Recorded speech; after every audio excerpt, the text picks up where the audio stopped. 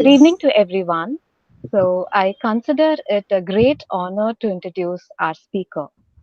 Dr. Sampatananda Mishra is the director of Sri Aurobindo Foundation for Indian Culture, Sri Aurobindo Society, Puducherry, and a member of National Empowered Committee, National Mission for Manuscripts, Ministry of Culture, Government of India.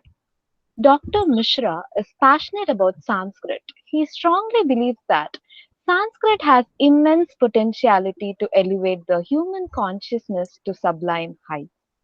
Dr. Mishra has spoken at various conferences, seminars, literary, and religious festivals both nationally and internationally on Sanskrit, Indian culture, yoga, and education. In addition, Dr. Mishra, as a devotee of Sri Aurobindo and Mother, is familiar with their writings and feels comfortable in delivering lecture on philosophy and practice of Sri Aurobindo's yoga. He has been to US several times for giving lecture, conducting workshops, and participating in conferences and seminars. He was one of the keynote speakers in the Waves conference that took place in Trinidad and Tobago in the year 2010. In the year 2014, Dr. Mishra was invited to the Monash University, Melbourne, for giving a talk on character development and service to the humanity in a seminar on Swami Vivekananda. Dr. Mishra has worked as an associate editor of the collected works of Vashishta Kavyakant Ganapati Muni, which was published in 12 volumes. He has written 17 chapters and has conceived numerous audiovisual projects. Dr. Mishra has founded and launched the first ever 24 hours Sanskrit radio called Divyavani Sanskrit Radio in 2013 and founded Samskrita Bala Sahitya Parishad in 2014 with an aim of creating, evaluating, and propagating children's literature in Sanskrit. He has received numerous awards from the Government of India and various cultural bodies, including President's Award, Literary Excellence Award, and Kendra Sahitya Academy Bala Puraskar, to name a few. My heartfelt welcome to you, sir. We are extremely grateful to have you with us today. We are looking forward for your great session. Over to you, sir. Namaste to all of you, and it's indeed a great pleasure for me to be a part of this whole program on Indian psychology. And my topic today is application of Indian psychology. When we are talking about Indian psychology, so what are the sources of this psychological learning that we refer to? Now, most of the sources which are truly psychological in nature are considered to be more metaphysical and philosophical than psychological. But in a true sense, when we look at these resources, for example, the Vedas, the Upanishads, the Gita, and many other sacred texts, many other texts that we have from the ancient seers and sages, that we find they are more psychological in nature than metaphysical and philosophical. But there was no conscious effort in formulating a kind of, like what is known as, say, Western psychology or Indian psychology. And it was not necessary. And as psychology students, like most of the, of you who are present here, you should, what is meant by the psychology. I'm not going for any definition or anything, but when we look at the Western psychology, the modern psychology, and I say it on the basis again of that maximum number of my students are the students of psychology, and after studying the psychology, after doing their post graduation, after doing their PhD, after doing a lot of programs under the name of psychology, so how unhappy they are by studying the subject or by the way the subject has been taught to them. And when they come in contact with the components, or when they come in contact with the materials that we present in the name of Indian psychology, so that gives them hope of their subject. That okay, well, this is the psychology, why it has not been taught to us. So therefore, like when we talk about Indian psychology, the first question comes whether there is any Indian psychology or not. And then very rarely you find books on Indian psychology. However, this is a different matter, so we will go straight to our topic. What are the kind of materials which are presented in the name of psychology, or what kind of psychological learning or materials that we find in the ancient Indian text, which can be considered as Indian psychology. And then we will understand that what we talk Indian psychology, or the kind of materials which are presented, or the kind of materials which exist, where we find the psychological elements, we see that those materials are extremely practical, and it emphasizes more on the practice and more on understanding, or to have a deeper understanding of oneself, have a deeper understanding of the world within, and have a deeper understanding of the world outside, and then have a deeper understanding of the relationship between these two worlds, the inner world and the outer world, and then have a deeper understanding of the relationship between these two, and the relationship of the creator who has created these two worlds. So therefore, the whole Vedic and Vedantic scriptures, or the texts that we find, and especially the Vedantic text, all the Upanishads, we find that the entire psychology, or the Indian psychology, the foundation of which we can find in the Vedantic texts, the different Upanishads, so they combine this, triple knowledge: the knowledge of the self, the knowledge of the Atman, the Atmagnana, and the knowledge of the Jagat Jnana, and the knowledge of the Supreme Creator, or the source from which all the creation comes, or everything comes. So, what is termed as the Brahman. So, Atmagnana, Jagat Jnana, and that Brahma Jnana. So, all three together, they form the whole content of the Vedantic uh, knowledge system. And this is what is, in one word, this is known as the Brahma Vidya. Brahma Vidya, it includes these three: self knowledge, God knowledge, and the world knowledge. When we talk about the self knowledge, most of the times we have this understanding or the impression that to have the self knowledge, to realize oneself, like one needs to give up the world, one needs to have some kind of ascetic attitude, so then one can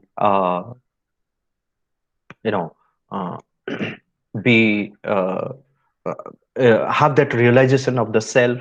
So all these kinds of impression that we have by atma jnana, or atma siddhi, or the brahma jnana, but the subject matter is such a practical subject that we need to understand the different aspects of our life first. And for that, what kind of knowledge has been given to us by the ancient seers and sages, which can serve the purpose of kind of uh, helpful material, or helpful guidance, that we can take the help, we can take the materials and then put it into practice. But at the center of everything, at the center of this whole psychological, enormous amount of psychological components, or the materials, or materials related to the knowledge of the human psychology, which has been found or which has been given by the seers and sages, at the center of it is the Atmajnana. Whether we talk about life, whether we talk about yoga, whether we talk about uh, the education, whether the educational psychology, yogic psychology, or the human psychology. So everything is centered around this Atman, the knowledge of the Atman, which is a, like, completely missing. Looking at the kind of materials, or looking at the kind of subject matter which is taught in psychology, we can very well say that it is something which is missing in the mainstream psychology, the Atmajnana, because here, in the name of psychology, what is dealt with is more the mind, not even the various layers of the mind or higher layers of the mind, the certain layers of the mind. But here, by psychology, it means like a deeper understanding of oneself, but at the center is the Atmajnana. And there are various aspects which are connected with this Atmajnana. So, Atmajnana is more of the self awareness, how much we are aware of the different parts of our being, how much we are aware of the different layers of our existence, and how much it is more than the knowledge. What is important is that how much we have organized our lives activities around that central knowledge of Atman, or the central knowledge of, or the understanding of the different layers of our existence, or different layers of our being. So that is what makes the Indian psychology more applied, more practical than just, academic, or than some intellectual understanding of ourselves. The whole purpose is not to have an intellectual or mere external understanding of ourselves and the world, our relationship, but a deeper, truly deeper understanding of ourselves and the totality. The understanding must be total. So in that connection, when we look at the ancient text, the first thing it says, it claims that achaitanyam na vidyate. So it is all centered around that study of the consciousness. For lack of a better word for chaitanya, or the chit, we are using the word consciousness for convenience, but even the word consciousness is very, very poor to communicate the total idea of chaitanya. So, the realization of the seers and sages, they say that achaitanyam na vidyate. This is an understanding we should have in order to understand like what kind of framework has been provided to us in the name of psychology, or in the name of understanding, or in the name of self-realization. Achaitanyam na vidyate, it means simply, if we translate it into the language that we are convenient or communicating, is that there is nothing in this creation which is devoid of consciousness, which is devoid of consciousness, or which is devoid of that chaitanya. So that's why, like, sometimes if you are familiar with the Devi Puja, all those who during the Durga Puja you read the Devi Mahatmyam, it says Ya Devi Sarva Bhuteshu Chetana iti abhidhiyate. So the Devi who is worshipped, or who is known as the Chetana. So even the minutest atom, the most inanimate, has the Chaitanya, and today the science also proves that how everything is pulsating with that consciousness, that Chaitanya. And the whole purpose of life is to reverberate with that pulsation of the consciousness, to live in harmony with the principles, with the laws, with the processes of that Chaitanya which has manifested itself, or which has extended itself to become this multiplicity. The world outside, or the world that we see, this multiplicity that we see, this diversity that we see, it is not devoid of that unity of consciousness, but that unity of consciousness, which is the source of the entire creation, is lost at the gross level. So this is what is the realization of the seers and sages, or all those who are into the practice of this Atmajnana. So one thing is clear, that we don't see that unity of consciousness, with that unity of knowledge, that unity in the diversity, in the multiplicity. What we see is the fragmentation. So, in order to understand what is Indian psychology, we need to go deep and then find out what was the vision of life, what was the idea of cosmology, what was the idea of individual, what was the how did they perceive the relationship between man and the cosmos, what is cosmos, what are the laws and processes, what are the principles governing the creation of the cosmos and governing the cosmos at the cosmic level, and governing the individual at the individual level. So how to harmonize this individual and the cosmic principles, and then there is true harmony between the multiplicity and the true harmony between the multiplicity, the world outside and the individual, the collectivity and the individual, the collective consciousness and the individual consciousness. Now, the Chaitanya that we speak of, which is at the source of everything and which is present in everything, it has various forms. It is not the same Chaitanya, which is, though it is the same Chaitanya, but it is present in different forms in different things. So that's why they present the five different kind of Chaitanya. So in the inanimate things, inanimate objects, the stones, the table, chair, anything which is inanimate, we consider inanimate. There it is known as the Sankuchita Chetana. It is in Sanskrit, it is called the Sankuchita Chetana, the shrunken consciousness. So it is there, but it is in the form of it is shrunken. There is no possibility of evolution in that shrunken consciousness, but it is very much present.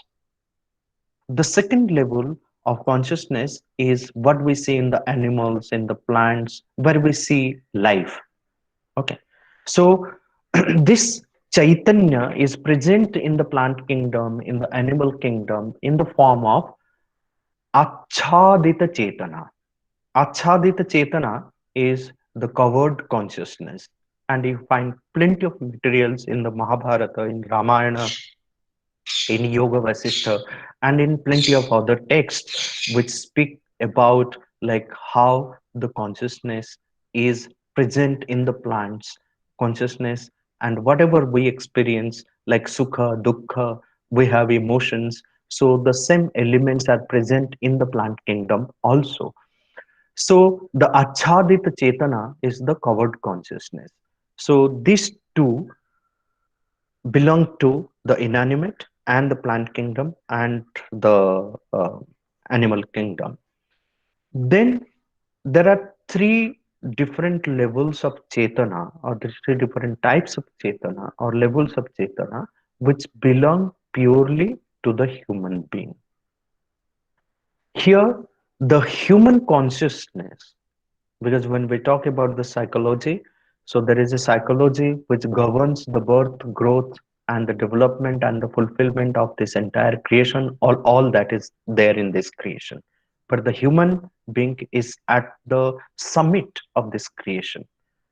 So because it is the evolving being, it is though at the summit of the creation, but it is not the final yet. It is a transitional being, as Sri Aurobindo says. So it is in transit. So it is moving again towards a higher level of consciousness, or it is growing further into the further expansion of the consciousness. So therefore, the human being, three different levels of consciousness it carries. The first level is known as the Mukulita Chetana. So in Sanskrit, it is known as Mukulita Chetana or budding consciousness. Budding consciousness means it has all the possibilities of manifesting or evolving. It is like the bud which becomes a flower. It opens up. So when it opens up, it becomes the Vikasit Chetana, the blooming consciousness. So there are many which remain as the bird. There is no Vikasa. Although all the possibilities of a Vikasa or evolution is there, evolving is there, but it doesn't make any effort to, it remains in that ignorance, doesn't make any effort towards the evolution of itself. So it remains as the Mukulita Chetana. Then this Mukulita Chetana, this budding consciousness can become the blooming consciousness, Vikasita Chetana, or the growing consciousness. And that is again not the final journey or the final result of that, but it can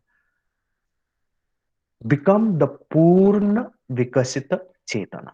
Purna Vikasita Chetana means the fully bloomed consciousness where what is called the fulfillment, the realization, the siddhi, where one realizes one's fullness. So when we talk about the fullness and these three levels of consciousness belonging to the humanity, the Mukulita, Vikasita, and Purna Vikasita, so there is a greater responsibility of ours in order to realize the fullness of ourselves.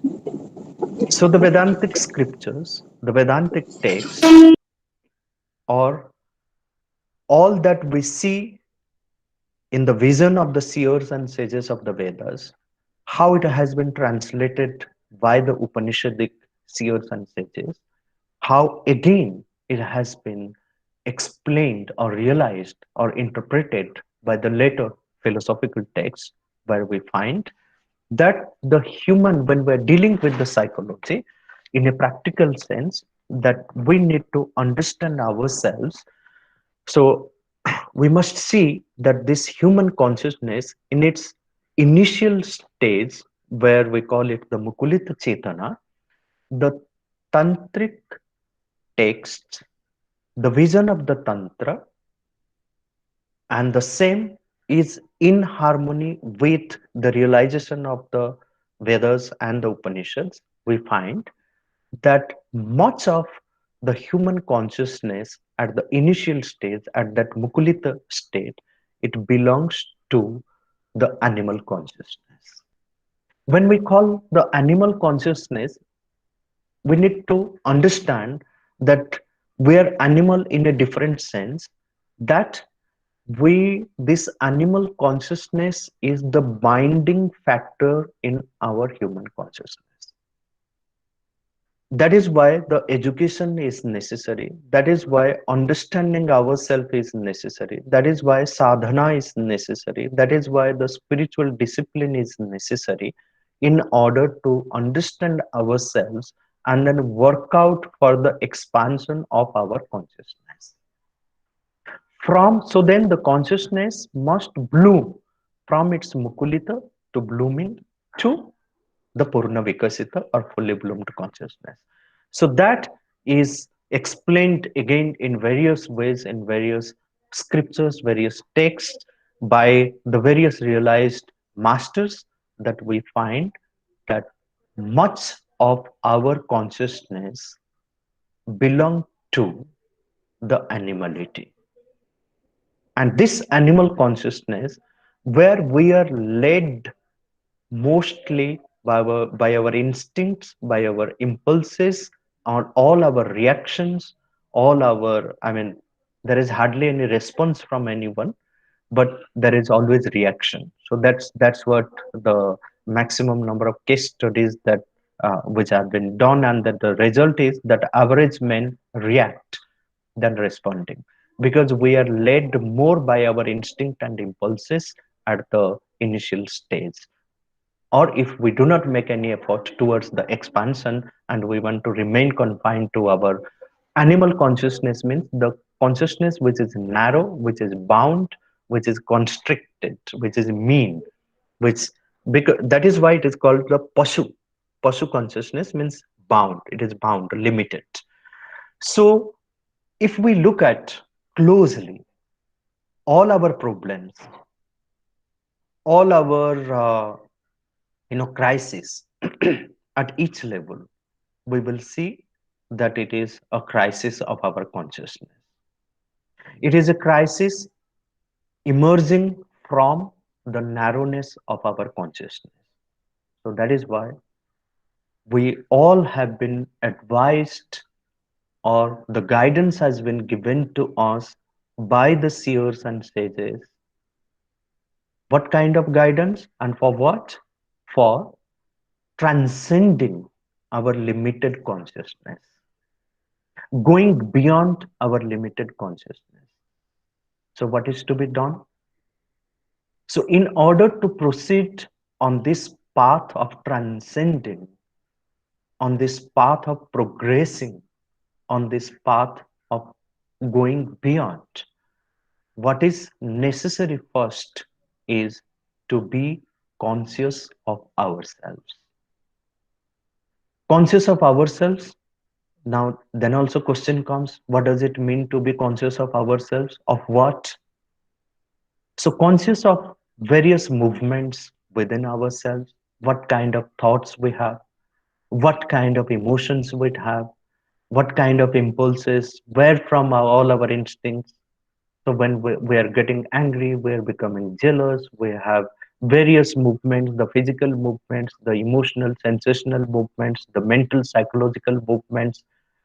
So most of the times we work out things by being prompted by our instincts, by our impulses, by our lower nature, without without having any awareness. It means that we all live a kind of robotic, mechanical life with not much awareness in it. And that becomes, when we truly face a problem, when we truly have a crisis, we have no solid or tangible solution to our problems because we don't know. So this is where the what we know as, or what can be known as Indian psychology, what kind of necessary helpful materials we find in the name of material psychology, the Indian psychology, what is found in the Vedas, Upanishads, and then many other sacred texts by the seers and sages here. So to be conscious of the various layers, various levels of our existence.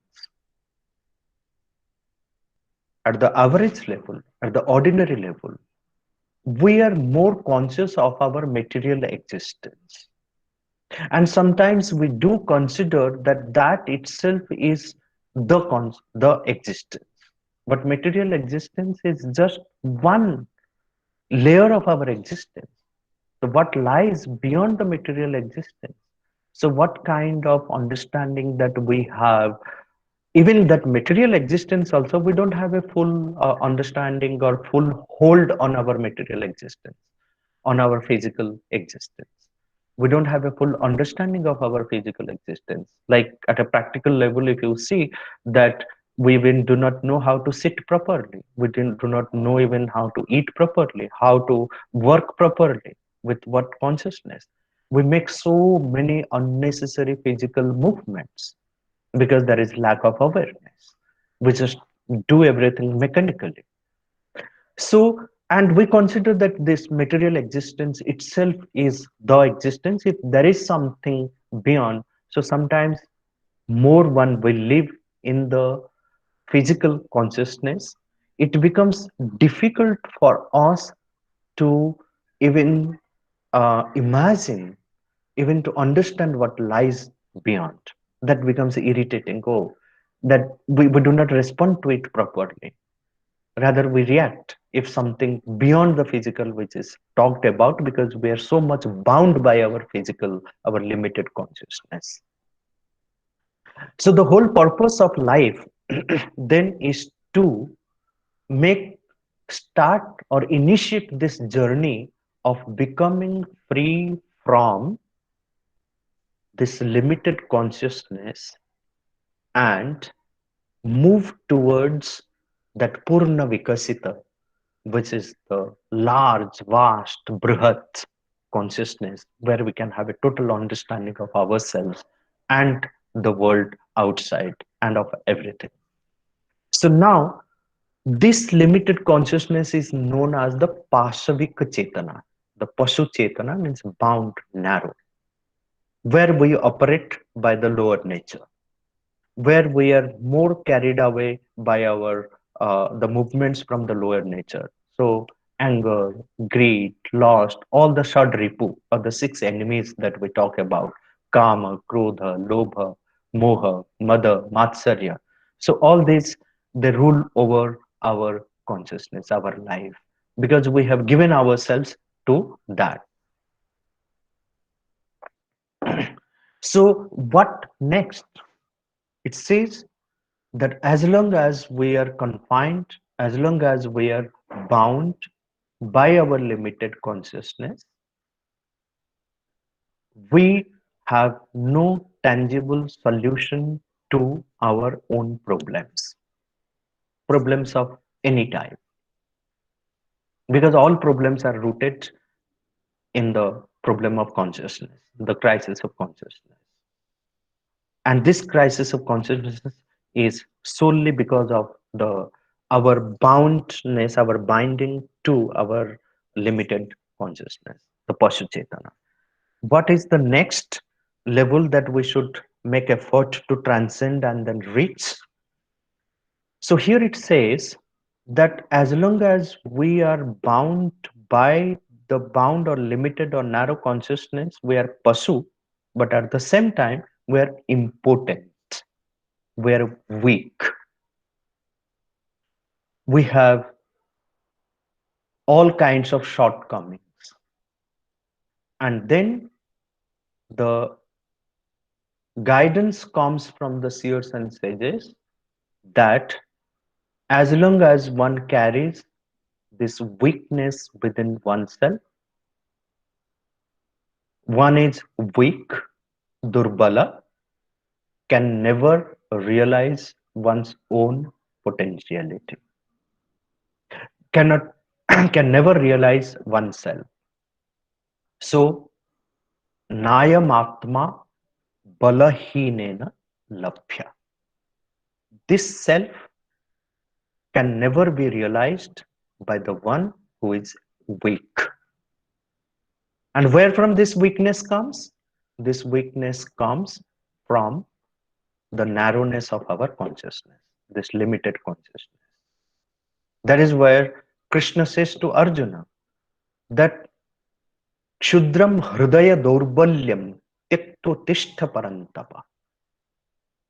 That give up this tiny weakness of your heart, the tiny weakness that has pervaded you, that has affected you, and get up and fight.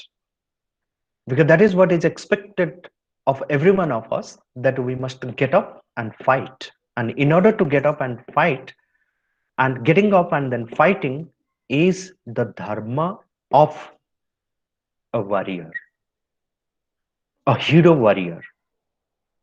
So that is what is the next level of towards which we must aspire to become. What is that next level? Is Veera. That has been termed in the Tantric vision, in the Tantric texts, as Veera. Veera means a hero warrior. And who is a hero warrior? A warrior who has a deeper understanding of himself, all his shortcomings he has worked out, and has worked out in a manner that he has become free from all these weaknesses. And because he is free from all the weaknesses, so he is Veera, he has the courage to stand in front, to face and to fight and then come out as victorious. He has complete control over himself. He alone has the power to build the kingdom outside, because he has got the mastery over the inner kingdom, inner samrajya. And once one has the mastery over the inner samrajya, the inner kingdom, then one becomes swarat. That's a beautiful concept again from the Upanishad, which says swarat samrat bhavati. It is the swarat. It is one who has complete control over oneself, can have control over anything which lies outside. But achieving this mastery over oneself, achieving this inner control, to become aware and to manifest that inner ruler, is to become the Swarat. And that comes when we make all the necessary efforts to become free from our narrow consciousness, our weaknesses. Hero, warrior, Veera, we become. So that is the journey from the man animal to the man human, from the Pashu, from the animal narrow consciousness to the hero warrior, the Veera, free from all weaknesses. So then one has the strength to fight against one's own adversities. Otherwise, we fail. We become trapped by the adverse forces. We become the victim of the adverse forces. We have no strength to fight against because we are weak. So, in order to realize this hero warrior within ourselves, which is the true nature of ourselves, which is truly perfect, which knows the truth, which is ever conscious of the divinity, and this aspect of the inmost being, the Antaratman, which knows the divine, which knows the truth, which knows the light, which knows what is right, is a missing aspect in the psychology, modern psychology. The Indian psychology is entirely centered around this aspect, this inmost being. Ultimately, it is not our outer physical, the outer emotional and sensational being. It is not the outer mental, whatever layers of mental understanding or of the mind the psychology has. It is it is this outer should rule our life, but rather the inmost being of ourselves, the Antaratman, when it starts ruling or affecting our mind, our emotional and sensational being, our physical being, then we know what is our limitation. Then we have the strength to transcend or go beyond all our limitations. So ultimately, where it leads, the Indian psychology, if we call it as Indian psychology, so it explains us in a nutshell that in order to make our life beautiful, make our life purposeful, in order to make to understand, have a deeper understanding of ourselves, in order to have a deeper understanding of the world outside or of others, we should focus on this inmost being of ourselves, which is centered to every human being, which is the source of all our inspiration, which is the source of all dharma, which is the source of all light, which is the source of the divinity. To become more and more aware of that, and to bring it to the front, or to allow it to take care of our three layers of existence: the physical, the vital, and the uh, mental being. And this physical, vital, mental, I'm sure Matthias must have given a beautiful interpretation of the different parts of our being and the physical, vital, and mental. So I don't go more into the explanation of it. So you have already heard about it. But this outer being of ours, this physical also has different layers. The emotional and sensational being also has many layers of it, and the mind also has many layers of it. So, from the gross most to the subtle most, and that subtle most inmost being, which is known as the Antaratman or the evolving soul, the soul, the Atman in evolution, so that must rule our life. And then when that happens, so our journey becomes complete. Now, complete in the sense, not the end of it, but that completion, it is the beginning of another life, where the life and its activities and its contribution towards the collective growth become very different than the ordinary life. So that Purna Vikasita Chetana that we are talking is about the full realization of that inmost being, that Antaratman, which comes to the front, which starts ruling over our mind, which starts ruling over our uh, physical and our vital consciousness. So that when that happens, when we concentrate more on that aspect of linking every aspect of our being with the inmost being and allow it to lead our life, so that is what in a true sense, when the first mantra of Rig Veda, it says that Agni Mile Purohitam. So that Purohita is not just, I mean, not a priest who is meant here, but one who stands in front, one who is the true leader of our life. So towards it, it directs, and we must direct all our activities, the every aspect of our life, and then be guided by that leader, be led by that. So that Agni, that fire of aspiration, that flame of aspiration, which is seen in the Upanishads by the Vedantic seers and sages, it has been realized as Angushtamatra Purusha Jyotiriva Adhumaka. So it is that flame, not bigger than the size of a thumb. And Jyoti Riva Adhumaka, it shines at the center of the being like a smokeless flame, steady, nengate, it doesn't flicker. So that is our evolving, uh, uh, the inmost being, the Antaratman, which should come to the front to become the leader of our life and then regulate and guide and dictate and take care of all our outer being, the physical, vital, and mental understanding. So, when we are talking about Indian psychology and the kind of materials that we have in plenty of sacred texts, the Vedas, Upanishads, the Tantric text, the philosophical text, we see how much importance was given to this inmost being, and then how much importance was given to discover, how much effort has gone into discovering every aspect of every layer of existence, the different layers of existence. When we talk about the physical body, it is not merely just the body, it has its own core consciousness, the physical consciousness.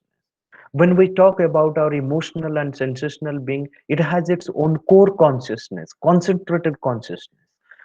When we talk about the mind, it is not just the mind, thoughts, reasons, and like all the activities of the mind, but there is a concentrated consciousness which knows the truth of its own. So, while studying or pursuing the study of psychology from the Indic point of view or the Indian knowledge system, or what has been given to us in the Vedas, Upanishads, and then various other texts, it is in order to find out, to become more and more conscious of that concentrated consciousness of every layer of our being, which is linked with our inmost being. So it is not just the outer, from the grossmost to the subtlemost, our journey has to be. So, in that sense, the materials which are given to us in our sacred text, make the psychological principles, the laws and processes, and the materials where it helps us to understand ourselves. And then all these materials make the Indian psychology more practical, more doable, and help us understanding ourselves deeply, totally, than just getting confused about who we are. And in that context, again, when we turn to the Upanishad, we find enormous amount of materials. We find there what is the psychology of absolute. We find there what is the psychology of the different, layers of our existence. What are the psychological principles which govern the world? What are the psychological principles which govern the individual? What kind of relationship that they have? How to live in harmony with within and without. So the outer world and the inner world. How to grow more and more conscious of ourselves and explore and discover and then fulfill. So these are the little thoughts which I wanted to share. Uh, how practically the materials in the name of Indian psychology that we find in the different sacred texts, they help us understanding, to have a deeper understanding of ourselves, and with that understanding we deal with the world, we live in the world, we deal with others, and then we develop a deeper and better understanding of ourselves and understanding of others, and then live harmoniously. That is how we can build a bridge between our collective consciousness and individual consciousness and live in harmony with each other. So thank you. If you have any questions, you are most welcome. And then we have few minutes to discuss about that. Thank you very much, sir, for the session. Now, if the participants have any questions, you may please post it in the chat box or unmute your mic and ask, sir, directly.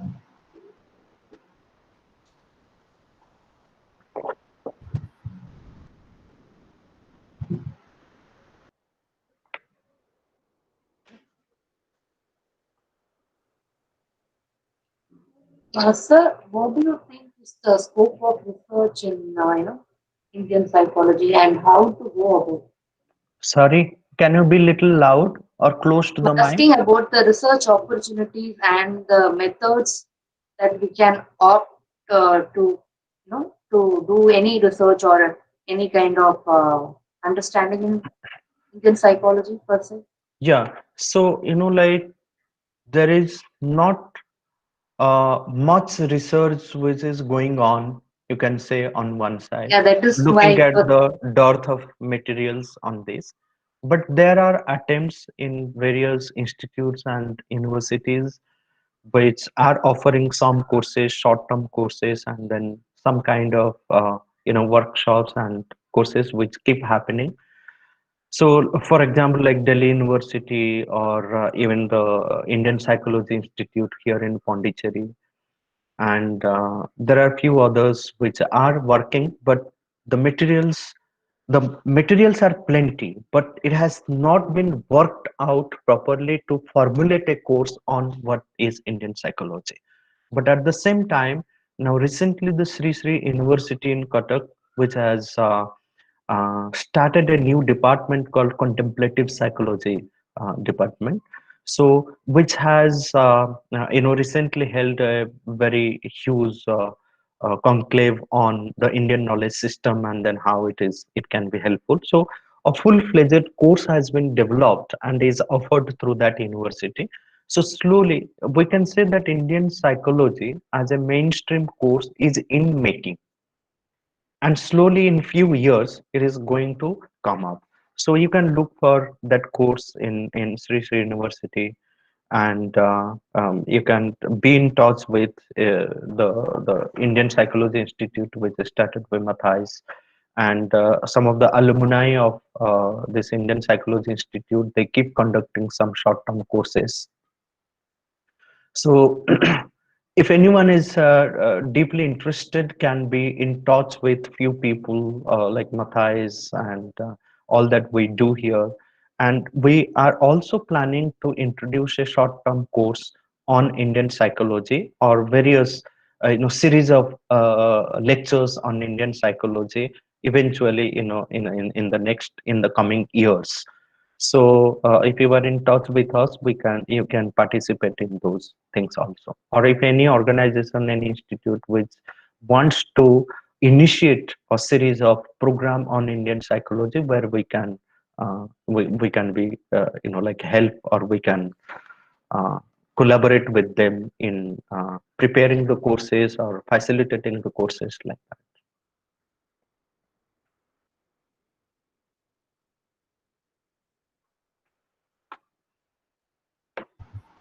Thank you, sir. Do we have any more questions from the participants?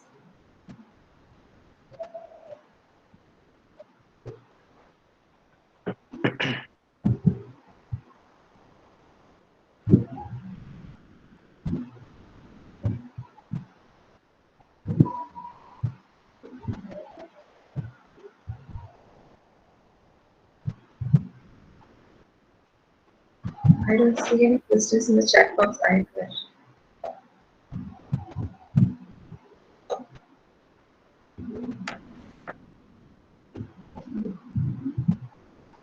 Thank you very much, sir, for this wonderful session. It was very informative, and it was more like a summing up of the whole 5-day program that we had, because everything that all the other resource persons said were touched by you, and this session was one that made us understand how we can really apply all the information that we have gained through all these 4 days in our life and in our profession and whatever that we do. Thank you very much, sir. On behalf of the college and the Department of Psychology, I express my heartfelt gratitude to you. Thank you very much for the session, sir. Thank you all. So And we are coming to an end of this 5-day faculty development program.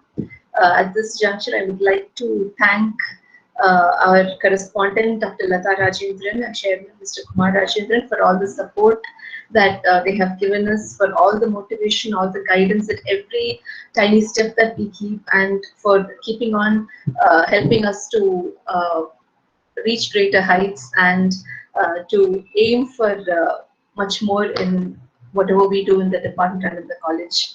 I'd also like to thank our principal, Dr. R. Manimekale, our vice principal, Dr. Lakshmi Balaji, our dean academics, Dr. D.C. Shanti Lakshmi, our dean of students, Dr. Rakita Sabhapati, and all the other faculty members, and my colleagues, Dakshayani and Anita Miri, for all the support that they have given.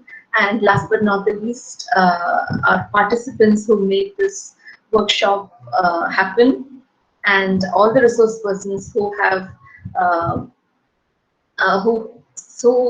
graciously consented to offer their knowledge and spare their valuable time with all of us.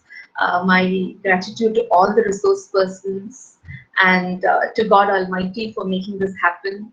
Thank you, everybody. Thank you very much. I'll just post the link for the feedback form for this session right now. Please do fill in the feedback forms, and you will be receiving your certificates in 5 days, because we need to check the attendance for all the 5 days, and then